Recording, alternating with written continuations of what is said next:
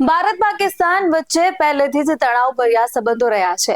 22મી April પહેલગામમાં આતંકવાદીઓએ 26 પ્રવાસીઓની ગોળી ધરબી હત્યા કર્યા બાદ ભારતે બુધવારે રાત્રે ઓપરેશન સિંદૂર હેઠળ પાકિસ્તાન અને પીઓકેમાં 9 આતંકવાદી ઠેકાણાઓ નષ્ટ કર્યા બાદ બંને દેશો વચ્ચે યુદ્ધના બણકારા વાગે છે। ત્યારે અમેરિકી રાષ્ટ્રપતિ ડોનાલ્ડ ટ્રમ્પે બંને દેશ વચ્ચે મધ્યસ્થી કરવા અને શાંતિ સ્થાપવાની તૈયારી બતાવી છે, પણ ભારતના ઓપરેશન સિંદૂરને ગઈકાલે ટ્રમ્પે શરમજનક કહ્યું। અમેરિકાની આ બેવડી નીતિ શા માટે? નમસ્કાર, BS9 TV ન્યૂઝમાં હું છું આપની સાથે જાસ્મીન। અમેરિકાના રાષ્ટ્રપતિ ડોનાલ્ડ ટ્રમ્પે બુધવારે ભારત અને પાકિસ્તાનને લડાઈ રોકવાની અપીલ કરતા તેમણે મદદની ઓફર કરી છે। વ્હાઇટ હાઉસમાં ટ્રમ્પે એક પ્રેસ કોન્ફરન્સમાં કહ્યું, હું ઈચ્છું છું કે તેઓ અહીંથી રોકાઈ જાય। AFPએ આ જાણકારી આપી છે। તેમણે કહ્યું કે અમેરિકાને બંને દેશો સાથે મિત્રતાના સંબંધો છે અને તે ઈચ્છે છે કે તણાવનું વાતચીત અને કૂટનીતિ દ્વારા સમાધાન થાય। ટ્રમ્પ આગળ કહ્યું હતું કે અને જો હું કંઈ પણ મદદ કરી શકું તો હું ત્યાં હાજર રહીશ। ટ્રમ્પની ટિપ્પણી પાકિસ્તાનના પ્રધાનમંત્રી શહબાઝ શરીફના એ નિવેદનથી તરત બાદ આવી છે કે જેમાં તેમણે પાકિસ્તાન અને પાકિસ્તાન અધિકૃત કાશ્મીરમાં ભારતના 9 આતંકી ઠેકાણા પર હુમલો બાદ વળતો જવાબ આપવાની કસમ ખાધી હતી। અલ જઝીરાએ શરીફમાં રાષ્ટ્રના નામે સંબોધનને લઈને કહ્યું કે અમે સંકલ્પ લઈએ છીએ કે અમે અમારા નિર્દોષ શહીદોના ખૂનનો બદલો લઈશું।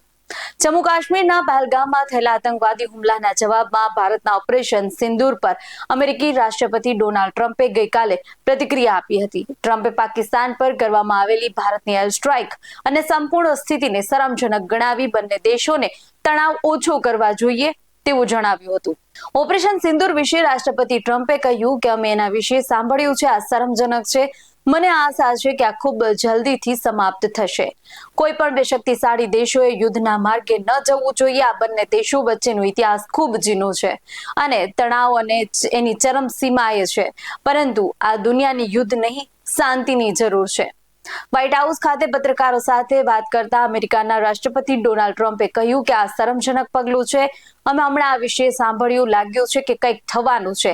ભારત અને પાકિસ્તાન લાંબા સમયથી એકબીજા સાથે લડી રહ્યા છે। આ એ જ અમેરિકા છે કે જેના પર 9/11ના રોજ હુમલો થયો હતો, ત્યારે આખા અફઘાનિસ્તાનનો નાશ કર્યો હતો। તેણે પાકિસ્તાનના ઘરમાં ઘૂસી ઓસામા બિન લાદેનને મારવા માટે ઓપરેશન શરૂ કર્યું હતું। ઓસામા બિન લાદેન લાંબા સમયથી એબુટાબાદથી ટેકરીઓમાં છુપાયેલો હતો, પરંતુ તે સમયે અમેરિકાએ તેની નૈતિકતા યાદ ન હતી આવી। તેણે અફઘાનિસ્તાનના તાલિબાન સામેના યુદ્ધના હજારો નિર્દોષ લોકોને પણ માર્યા હતા। ત્યારે અહીંયા સૌથી મોટો પ્રશ્ન એ છે કે અમેરિકા ભારતના ઓપરેશનને શરમજનક શા માટે ગણાવી શકે? અમેરિકા આતંકવાદને પોતાની રીતે પોતાની અંગત હિતમાં જુએ છે। તે ભારતમાં થયેલા આતંકવાદી હુમલાને હળવાશી કેમ લે છે? જો એક અમેરિકનના જીવનની કિંમત કરોડો છે તો શું આપણા ભારતીયોના જીવનની કોઈ કિંમત નથી? ડોનાલ્ડ ટ્રમ્પ આ નવું ભારત છે। આજે આપણને કોઈના ઉપદેશોની જરૂર નથી। તાજેતરમાં જ વિદેશ મંત્રી એસ જયશંકરે સાચું જ કહ્યું હતું કે વર્તમાન ભારતને એવા દેશોની જરૂર નથી કે જે તેને ઉપદેશ આપે છે, તેના બદલે તે પોતે નક્કી કરે છે કે તે શું કરવા માંગે છે। તેમણે કહ્યું હતું કે પશ્ચિમી દેશો હજુ પણ ઉપદેશકો છે, તેઓ પોતાના રાષ્ટ્રીય હિતમાં ગમે તે કામ કરે। જો કોઈ બીજા દેશ પણ એ કામ કરે છે તો તેઓ તેમને ઉપદેશ આપવાનું શરૂ કરી દે છે। શું 22 એપ્રિલે પહેલગામમાં આતંકવાદીઓ દ્વારા 26 ભારતીયોની હત્યા એ શરમજનક કૃત્ય ન હતું? પહેલગામ પહેલા ભારત પર સેંકડો ઘા કરનાર પાકિસ્તાનના કાર્યો શરમજનક નથી? આ નવું ભારત છે। જ્યારે અમેરિકાની વાત આવે છે ત્યારે તે વિશ્વના કોઈ પણ ખૂણા પર હુમલો કરી શકે છે, પરંતુ 3 દાયકાથી વધુ સમયથી સતત આતંકવાદના ઘા સહન કરી રહેલા ભારતને તેના હિતોના રક્ષણ માટે પગલાં લેવાનો કોઈ અધિકાર નથી। આ સમય આતંકવાદ સામે એક થઈને લડવાનો છે। એવું ન બની શકે કે અમેરિકા પર હુમલો કરનાર આતંકવાદીઓનો ચહેરો અલગ હોય અને ભારત પર હુમલો કરનાર આતંકવાદીઓનો ચહેરો અલગ હોય।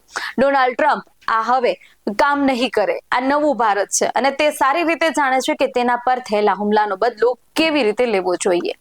આ વિશે તમારું શું માનવું છે? અમને કમેન્ટ કરી ચોક્કસથી જણાવજો। આવા જ વધુ અહેવાલો સાથે મળતા રહેશું। તમે અમારી YouTube ચેનલને સબસ્ક્રાઇબ કરવાનું અને અમને Facebook અને Instagram પર ફોલો કરવાનું ભૂલશો નહીં। બાકી અવનવી અપડેટ્સ માટે આપ જોતા રહો BS9 TV ન્યૂઝ। નમસ્કાર।